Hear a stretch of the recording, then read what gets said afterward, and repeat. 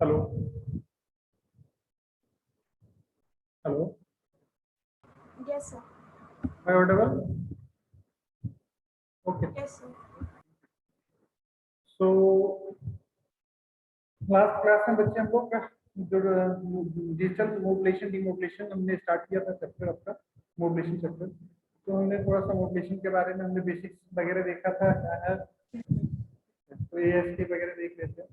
अच्छा ये आपका जो क्विज है आपको पता है कब है आपकी क्विज शेड्यूल्ड है कब है डेट पता है आपको? Hello have you seen Yes, sir. Monday It's a Monday. this Monday your quiz has been scheduled so from 9 a.m. to 10 a.m. so आप लोग तैयार रहिए और ये जो पैटर्न तो आपको पता ही होगा समझे। Hello Yes, sir. Objective patterns होंगे two sections are there in first section there are 30 questions and in second there are 15 questions. तो फर्स्ट पार्ट होगा उसमें only one answer is correct and that will be awarded each correct answer awarded 1 marks in section A and each correct answer in section 2 award 2 marks। तो आपको basic सारे आप जरूर देखिए जो भी डिस्कशन है जो भी पॉइंट्स हैं है ना जो भी प्रॉपर्टी हम डिस्कस करते हैं वो सब आप जरूर देख लीजिएगा।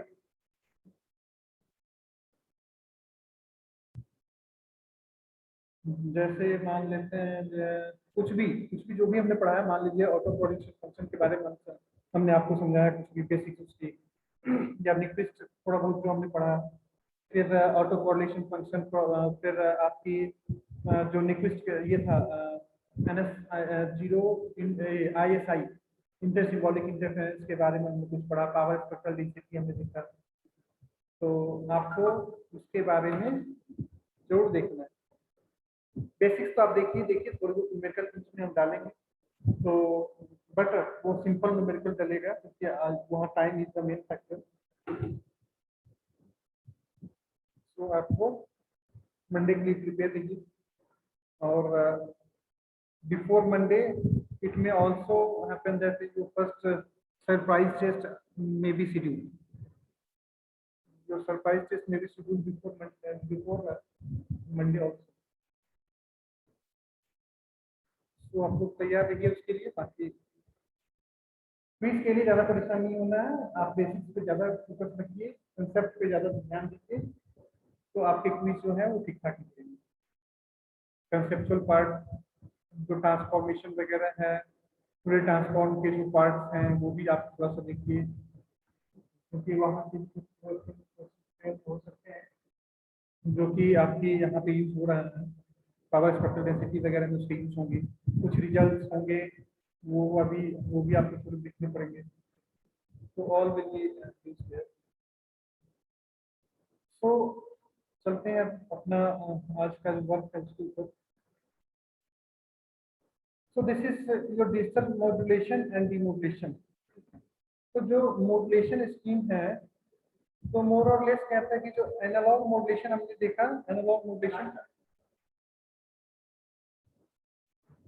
जो एनालॉग मॉड्यूलेशन हमारा है ना somehow it is related with that कि आपने वहां भी देखा होगा कि there is synchronous detection that is the modulation part।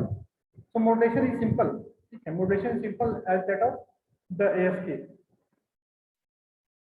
वहां पे AM PM और FM था सिमिलर यहाँ पे ASK PSK FSK। तो यहाँ पे आप क्या देखोगे कि ऑन ऑफ सिग्नलिंग ये आपकी सिग्नलिंग कौन सी है ऑन ऑफ सिग्नलिंग आप कह सकते हैं क्या यूनिपोलर यूनिपोलर सिग्नलिंग आपका यहाँ पे है। देखो ये क्या है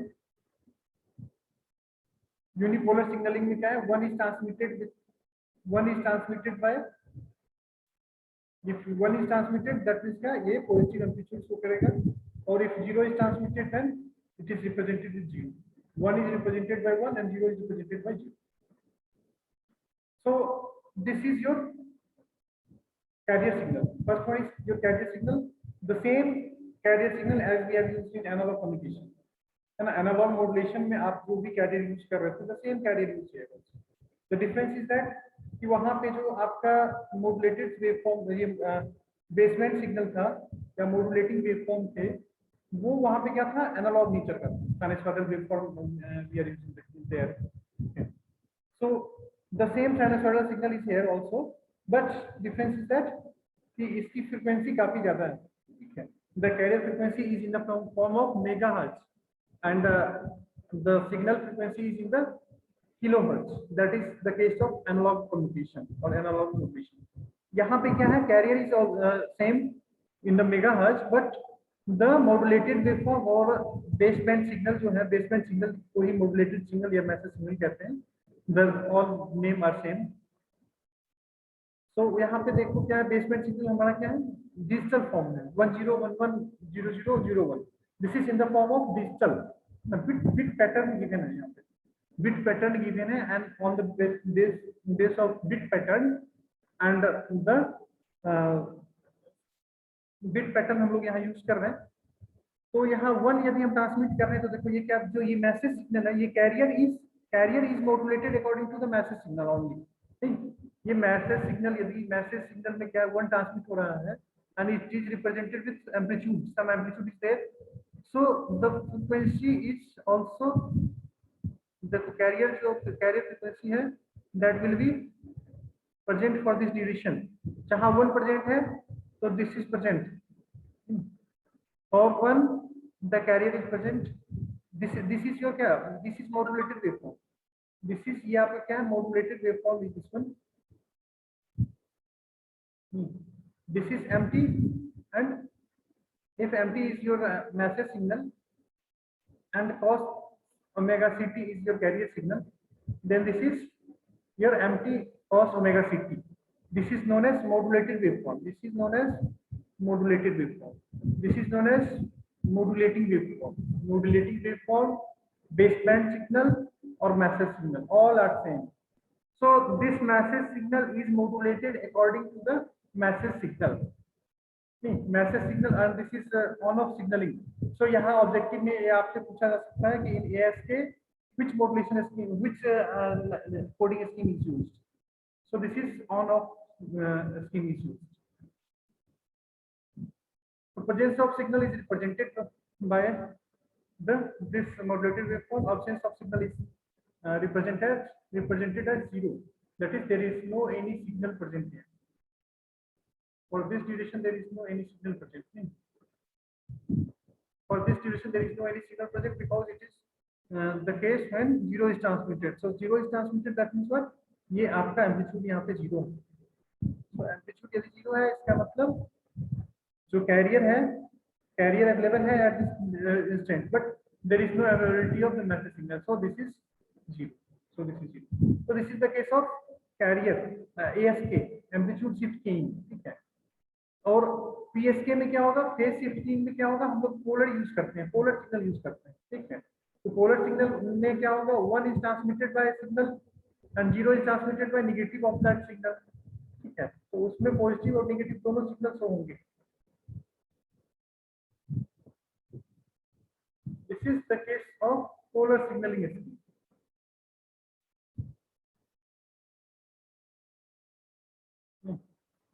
ये क्या है, पोलर सिग्नलिंग स्कीम है. And the MT is your message signal. MT is message signal and B is phase modulated signal. This is polar signal means क्या, polar signaling, 1 is transmitted with plus amplitude and 0 is transmitted by minus amplitude. तो MT cos omega ct यहाँ पे आपका यदि जो wave form है, ये wave form की यहाँ पे बात करें तो this is the wave form for this is the waveform that is came from here. तो यहाँ से ये क्या है, empty cos omega ct. Empty cos omega ct is this one, and this is represented by 0 is represented here with negative amplitude. So this is represented, next is represented with minus empty cos omega ct.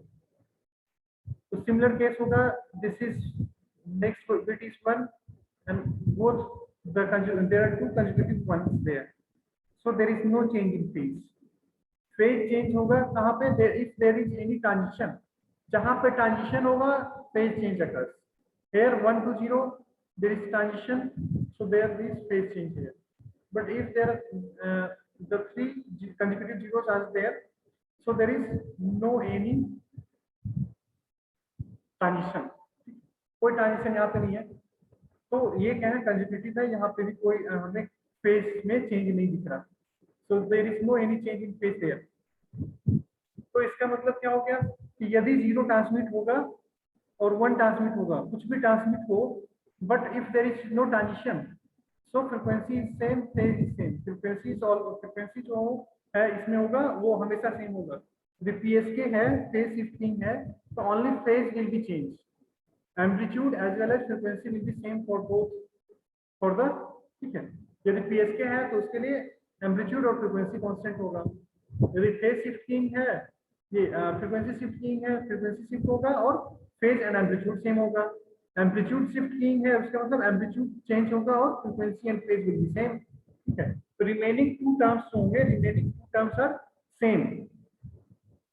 Only यदि amplitude shift हो रहा है तो only amplitude will be varying. If phase is shifting, that means only phase will be changed.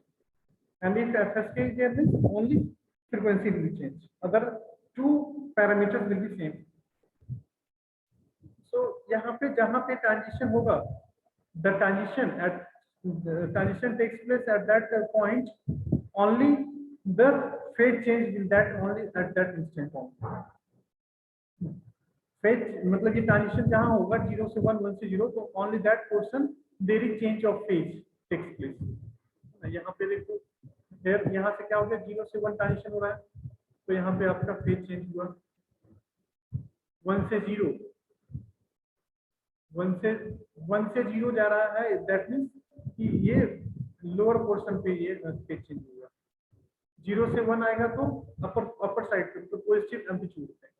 1 से 0 negative amplitude, 0 से 1 positive amplitude है। तो ये फेज चेंज कहाँ होगा, जो जहाँ पे द नेक्स्ट बिट जो है, the next coming bit, and according to that next coming bit the phase change occurs at that portion. यदि 1 to 0 हो रहा है, यदि ट्रांजिशन 1 to 0 है, तो जो फेज चेंज होगा वो 0 के अकॉर्डिंग होगा। 0 इज द लोअर नंबर, सो यहाँ पे 0 के हिसाब से होगा। 1 to 0 तो नीचे, और 0 से 1 मतलब जो ट्रांसमिटेड नेक्स्ट बिट क्या है, 1, तो 1 के अकॉर्डिंग फेज चेंज होगा, that means it will be on the upper side, phase change will occur on the upper portion. So this is phase. Last one is frequency shift modulation. Frequency shift होगा 1 के लिए higher frequency और 0 के लिए lower frequency. 1 is represented with higher frequency and 0 is represented with lower frequency, ठीक है। So this is only frequency change here, but phase as well as amplitude will be constant here. Phase और amplitude यहाँ पे क्या होगा, constant होगा, only frequency will change. More number of cycles in the same time period means it has more frequency, and the maximum frequency is there. And if the number of cycles is less in a particular time period, so there will be less frequency there. So frequency depends on number of cycles in a particular bit duration. So number of bit duration में कितनी number of waveforms हैं, that will indicate the frequency of the system. So if the number of waveform is more or greater in a particular time period, then it indicates that higher frequency range. And if there is lower number of waveform present, then it will indicate the less frequency. So this is the waveform for ASK, PSK, and FSK. Amplitude shifting, phase shifting, and frequency shifting. So ये modulation में आपके 3 parts हैं। So अब एक part ये modulation जो है उसमें पावर स्पेक्ट्रल डेंसिटी का प्लॉट। तो पावर स्पेक्ट्रल डेंसिटी का जो प्लॉट है, देखो this is the power spectral density plot for all the 3 condition ASK, PSK and FSK. Power spectral density for ASK, PSK and FSK. Amplitude shift keying पे देखो और frequency shift keying जो है amplitude and phase, this is amplitude, this is phase. So amplitude shift keying में क्या देख रहे हैं कि it is centred at omega c. ठीक, जो आपका ये बैंड है, the spectrum is centred at omega c, it will be centred at omega c, but यहाँ पे क्या है, 2 parts are there, 2 components there. One component जो ये डीसी कंपोनेंट है, एम्पलीट्यूड में हम लोग एक डीसी कंपोनेंट हमें मिलता है, and apart from that there is spectrum, है ना, this is the sinc function, the sinc waveform is there. So apart from discrete component,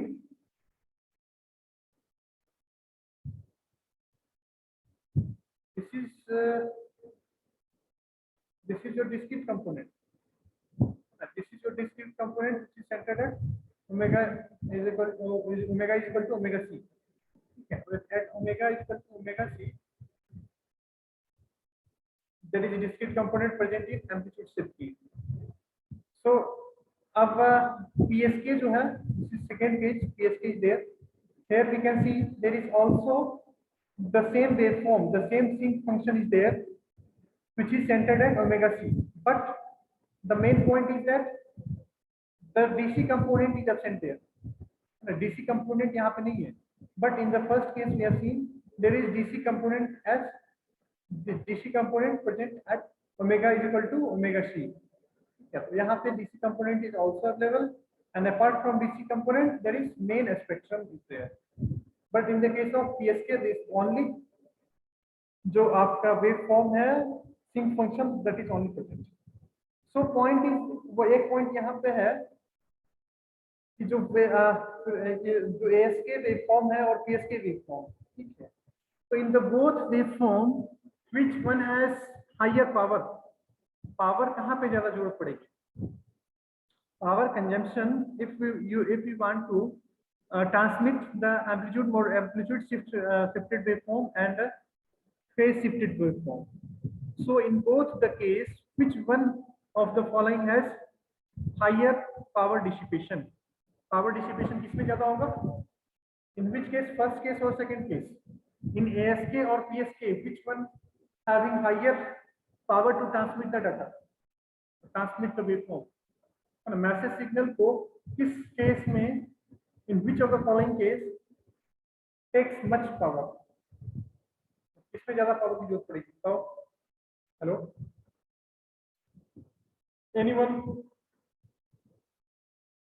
anyone please told me for which case the power is utilized more power is utilized for transmitting a signal, ASK or PSK? Hello sir, दोनों का graph तो similar है। Similar कैसे है? मैंने कुछ difference नहीं बताया। डिफरेंस क्या है? Difference is only that in ASK there is a discrete component at omega c पे। ओमेगा सी पे क्या है, एक डिस्क्रीट कंपोनेंट है, and other than the discrete component there is a spectrum. The sinc function discrete में तो फिर sir कम लगेगी पावर। नहीं, जो ए है, ए पोर्शन जो है उसमें 2 कंपोनेंट हैं, एक डिस्क्रीट कंपोनेंट है और डिस्क्रीट कंपोनेंट के साथ साथ आपका क्या है, जो सिंक फंक्शन है यहाँ स्पेक्ट्रम है, that is also present in the ASK, but in PSK only the spectrum is present, है ना। Apart from if we compare both, then we can see that the DC component is absent, the DC component is absent in the second case, DC component is not present in the case of PSK. So told me in which case the power dissipation is more. Power dissipation किस case में ज्यादा होगा, ASK और PSK? In ASK में होना चाहिए। obviously ASK में होना चाहिए। क्यों?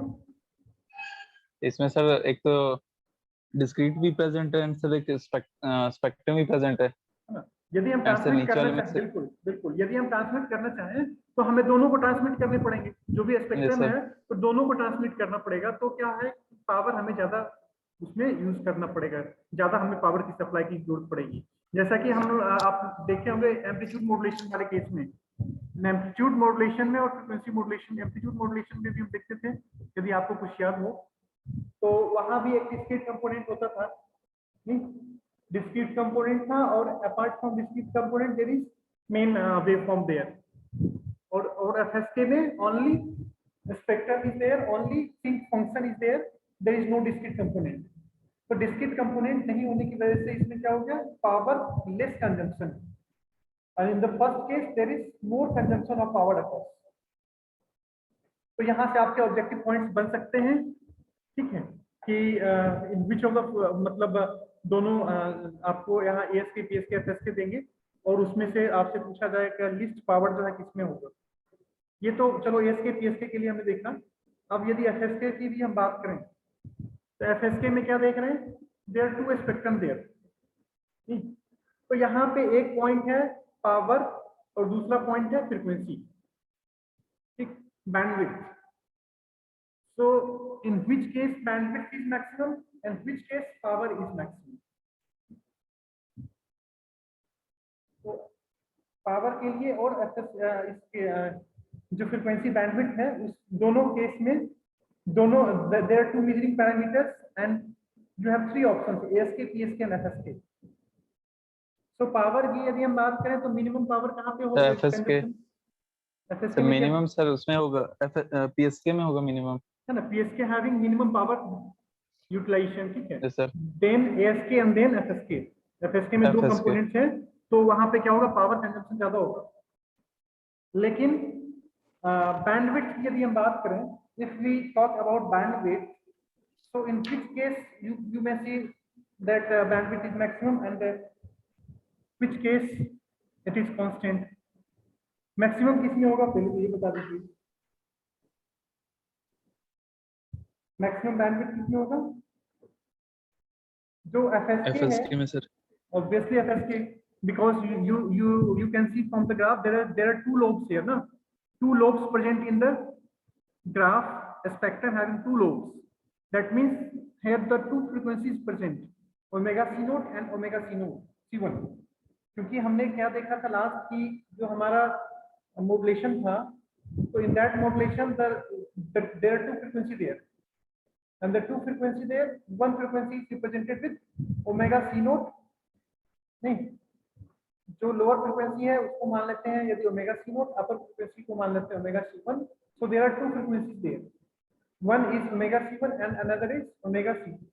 ओमेगा सी1 ओमेगा सी2 मान लीजिए, ओमेगा सी1 ओमेगा सी नॉट ओमेगा सी1 कह लीजिए, जो भी आप कह सकते हैं कहिए। So there are two condition, so bandwidth is maximum for in the case of FSK and for ASK and PSK, इसके बारे में आप क्या कहना चाहेंगे, क्या कंडीशन होगा यहाँ पे? सर दोनों की बैंडविड्थ तो सेम है बिल्कुल है ना, ASK एंड PSK के केस में क्या होगा, बैंडविड्थ सेम होगा, फ्रीक्वेंसी बट पावर कंजम्पशन जो होगा वो डिफरेंट होगा तीनों केस में। लेकिन फ्रीक्वेंसी की यदि हम बात करते हैं तो FSK में सबसे ज्यादा फ्रीक्वेंसी होगी, फिर फ्रीक्वेंसी ASK और PSK दोनों की फ्रीक्वेंसी सेम होगी, ठीक। और यदि पावर की हम बात करें तो FSK की सबसे ज्यादा power consumption, then ASK then PSK। तो पावर यदि हम पॉइंट आउट करें, if we talk about power, तो less power consumption occurs in the PSK modulation scheme. और यदि हम बैंडविड्थ की चर्चा करें तो if we talk about bandwidth, so frequency shifting PSK having more bandwidth. So this is all about the modulation part, जहाँ आपको मतलब डिटेल में अलग से मॉड्यूलेशन नहीं पढ़ना है। मॉड्यूलेशन में बस यही आपको रखना है पार्ट कि पोलर सिग्नलिंग कहाँ पे यूज हो रहा है। यदि आपसे पूछा जाता है कि कैसे वर्क करता है, डिटेल आप उसके बारे में बताइए, तो आप ASK जो वेव फॉर्म है मॉड्यूलेटेड सिग्नल, ये मॉड्यूलेटिंग सिग्नल का कैरियर सिग्नल का बनाइएगा, और after that you will show the modulated wave form. और डिस्कशन उसको आप करेंगे, और उसमें आप इसकी जो फ्रीक्वेंसी स्पेक्ट्रम है उसके बारे में आप दिखाएंगे। फिर पावर और फ्रीक्वेंसी के टर्म में आप बता सकते हैं तीनों के लिए। In all the three case you may see you आप डिस्कस कर सकते हैं about the frequency, about the power and bandwidth.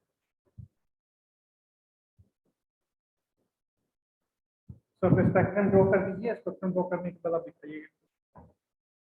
तो दिस इज था, ये क्या था आपका मॉड्यूलेशन की।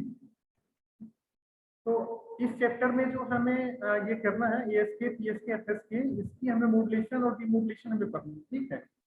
और नेक्स्ट चैप्टर जो होगा उसमें बिट एरर रेट वगैरह कैलकुलेशन है, ठीक है। मैथमेटिकल पोर्शन है नेक्स्ट चैप्टर में, तो उसमें मैं देखता हूँ मैं कैलकुलेशन करके आपको हैंड रिटेन में कर पाऊँ।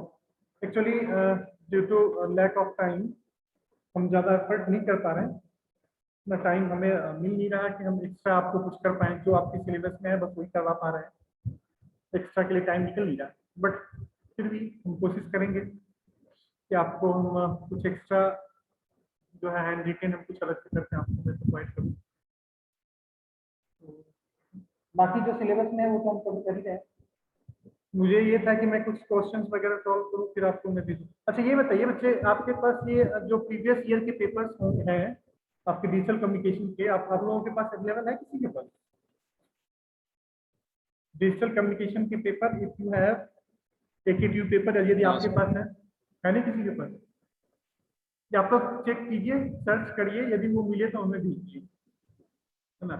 क्योंकि मुझे अंदाजा नहीं है कि आपके AKTU में किस तरह से मतलब क्वेश्चन फ्रेम होता है, तो एक बार मैं वो देखूं तो मैं थोड़ा सा आपको बेटर वे में कुछ और बता पाऊँ शायद। तो आप कोशिश करिए, यदि अवेलेबल हो तो हमें दीजिए। ऐसे तो सर्च मैं भी बैठ के कर सकता हूँ, बट ये है कि टाइमिंग जो है जो इम्पोर्टेंट वर्क है उसी में टाइम निकल जाता है, फिर इसके लिए टाइम नहीं निकलता, ये अलग से मैं सोचूं। ठीक है, तो यदि मतलब कोशिश मैं करूंगा, ठीक है। बट इफ यू हैव और if you can arrange the previous year paper from your senior, यदि आपके सीनियर्स हैं उनसे आप अरेंज कर सकते हैं। जो आपके सीनियर्स जो थोड़े पढ़ने लिखने वाले ज्यादा हों उनके पास में भी गेट द क्वेश्चन पेपर, तो आप प्लीज यदि वहां से आप कर पाए तो आपके लिए भी अच्छा होगा, हमारे लिए भी अच्छा होगा, हम सबके लिए अच्छा होगा कि हम थोड़ा सा देखें क्या क्वेश्चन हैं और उसके हिसाब से मैं आपको कुछ अलग से कुछ बता पाऊँ, क्योंकि ये सब्जेक्ट काफी डिफिकल्ट है और अटेंशन इसमें चाहिए, स्पेशल अटेंशन इट रिक्वायर्स। तो यहाँ पे अब देखो डीमॉड्यूलेशन स्कीम में हमने पहले भी मतलब आपने देखा होगा, हमने भी देखा है, आपने भी देखा ही होगा जब आप एनालॉग कम्युनिकेशन आपने पढ़ा था। तो एनालॉग कम्युनिकेशन में आपने क्या पढ़ा था कि डीमॉड्यूलेशन प्रोसेस आपने पढ़ा होगा वहां पे। तो डीमॉड्यूलेशन एनालॉग में AM मॉड्यूलेशन जब हम कर रहे थे आपने किया होगा, मतलब हमने नहीं करवाया, बाकी सर ने आपको करवाया होगा। तो उसमें आपने क्या देखा होगा कि जो डीमॉड्यूलेशन प्रोसेस है, in that there is synchronous detection, है ना। सिंक्रोनस और नॉन सिंक्रोनस डिटेक्शन वहां पे आपने देखा होगा, ये दो टर्म्स हैं। और इनवेलप डिटेक्शन आपने देखा होगा, ठीक है। नॉन कोहेरेंट का मतलब envelope detection, coherent is same as synchronous detection, synchronous और coherent is same, and non coherent and envelope detection is same. So envelope detection जो है आपने जरूर पढ़ा होगा, AM में है demodulation of AM by envelope detector and demodulation of AM by synchronous detection. तो ये डिपेंड करता है कि जो कोहेरेंट डिटेक्शन है, कोहेरेंट मतलब सिंक्रोनस डिटेक्शन, वो ज्यादा अच्छा रिजल्ट देता है। बट यहाँ डिपेंड करता है कि आपका सिग्नल टू नॉइज रेशियो एक टर्म है, there is a term signal to noise ratio, and this signal to noise ratio indicates क्या करता है सिग्नल की क्वालिटी को। If the signal to noise ratio is more, that means the message content जो है वो greater है। Message content जो कैरियर सिग्नल आपके पास है उसमें जो मॉड्यूलेटेड वेवफॉर्म है उसमें कंटेंट ज्यादा है, ठीक है। If your signal to noise ratio is more, so it is required that signal to noise ratio should be more. Signal to noise ratio more का मतलब क्या? Signal S by N. S indicates signal and N indicates noise. Then S is signal, मतलब signal content यदि ज्यादा है, मतलब S numerator part यदि ज्यादा है, तो overall हमें ज्यादा चाहिए. Overall इसकी वैल्यू हमें ज्यादा चाहिए. इसका मतलब क्या होगा? मैसेज कंटेंट जो होगा that will be more, we can say. और the noise in the transmitted waveform, और जो ट्रांसमिट होने के बाद जो रिसीव वेवफॉर्म आ गया, modulated waveform we can say. So modulated waveform में noise, there is less noise in the modulated waveform. नहीं, ये हम कह सकते हैं कि मॉड्यूलेटेड वेवफॉर्म में नॉइज कम होगा. इसका मतलब क्या होगा कि एसएनएम सिग्नल नॉइज रेशियो जो होगा वो ज्यादा होगा, है ना. दोनों मतलब ये एक रिलेशन है, तो आपस में प्रोपोर्शनेट है. मैसेज कंटेंट ज्यादा है और नॉइज रेशियो कम है, तो this is the best possible condition.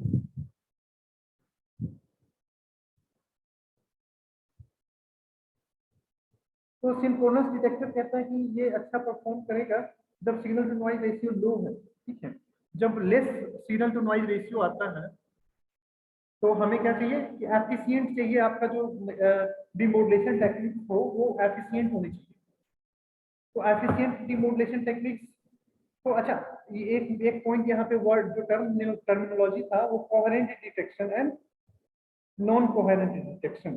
तो कोहेरेंट डिटेक्शन का मतलब क्या होगा कि वहां पे एक कोई लोकल ऑसिलेटर हो, लोकल कैरियर्स होंगे. ये हम आगे आपको हम दिखाएंगे, इनफैक्ट अभी ही दिखा देंगे.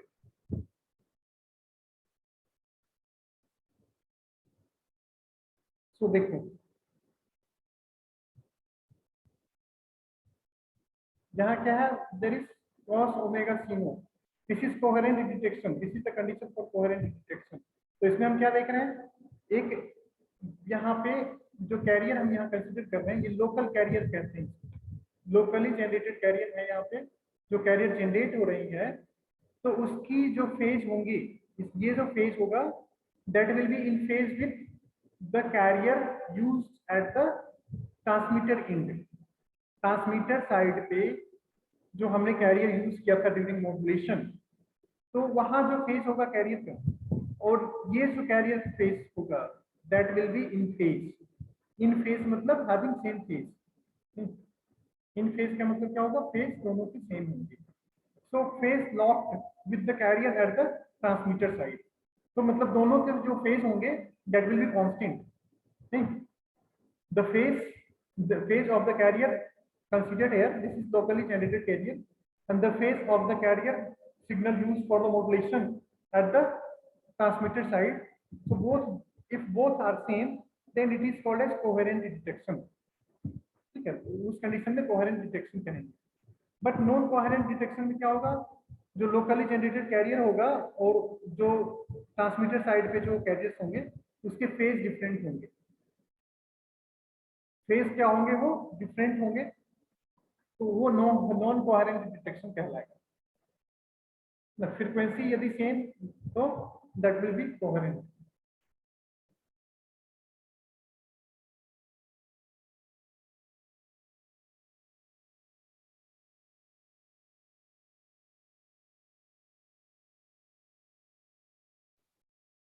तो यदि लो एसएनआर होगा, low signal to noise ratio होंगे, तो उस केस में क्या होगा कि coherent detection will give the better result. Coherent detection और synchronous detection will give the better result. But if the signal to noise ratio is good, है ना, जो हमारा मतलब एक्सपेक्टेशन है उसके हिसाब से यदि सिग्नल टू नॉइज रेशियो यदि अच्छा है, तो इन that case only envelope detector is used. तो उस केस में इनवेलप डिटेक्टर और synchronous detector both will work similar. जो रिजल्ट हमें मिलेंगे बोथ के केस में एफिशिएंसी जो होगी वो सिमिलर मिलेगी.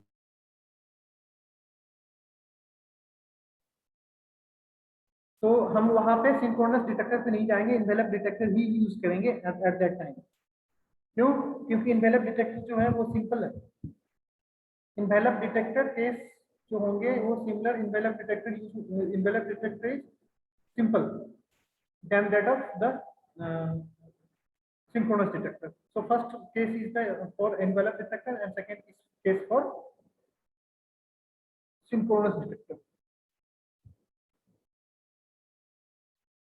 तो ये आपका एफएसके के लिए है, लेकिन उससे पहले हम देखते हैं और भी कुछ।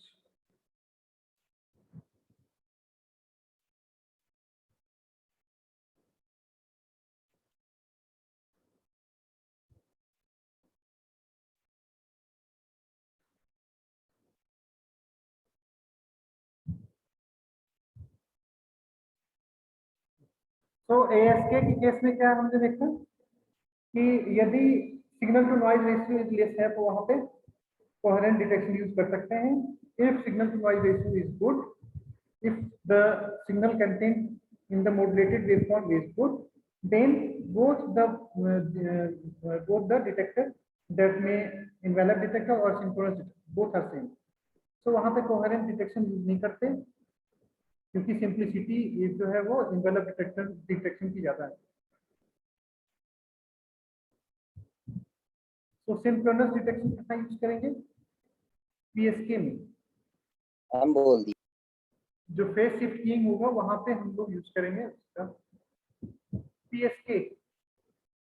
फेज शिफ्ट कीइंग जो है आपका phase shift keying, in that case there is synchronous detector. Synchronous detector हम लोग यूज करते हैं फेज शिफ्ट कीइंग में।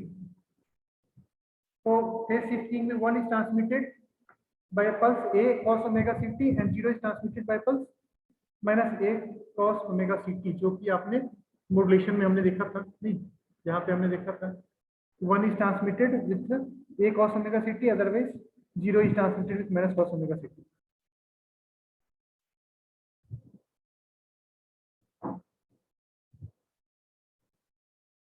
So in this case हम क्या देख रहे हैं, इन्वेलप डिटेक्शन यहाँ पे नहीं यूज करते, ठीक है।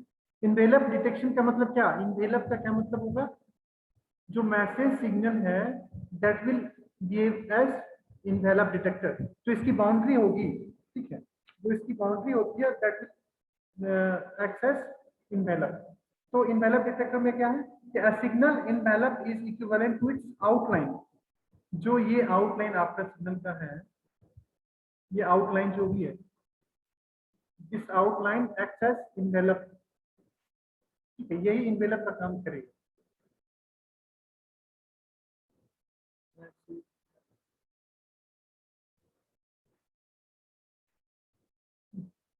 So according to this our waveform changes. So envelope detector जो होगा उसमें envelope जो बनेंगे वो according to your message signal, message signal के अकॉर्डिंग आपके envelope वहां पे क्रिएट होगा। तो मैं जो envelope detector का मतलब क्या होगा, आउटलाइन जो क्रिएट होता है दैट इज envelope detector। तो ये इट इंडिकेट्स द एम्पलीट्यूड ना, this envelope detects the, envelope क्या होगा वो डिनोट क्या करेगा, एम्पलीट्यूड को डिनोट करता है। और एम्पलीट्यूड मतलब क्या, सिंगल रेजिस्टेंस। तो एम्पलीट्यूड मॉड्यूलेशन में हमने क्या देखा, जो कैरियर है, carrier wave is varied in proportion to the waveform being transmitted.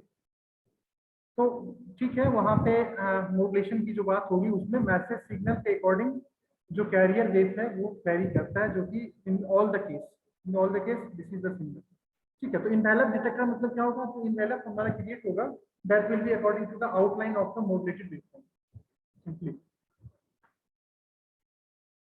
PSK signal जो है, पीएसके सिग्नल में एक है डीपीएसके, डिफरेंशियली कोहेरेंट पीएसके। तो मेनली ये सिंक्रोनस डिटेक्शन इसमें है, synchronous detection is mainly used in PSK, but it can also be used, it can also be detected with the help of non-coherent. Non-coherently it can also be demodulated. Non-coherently में with the help of differential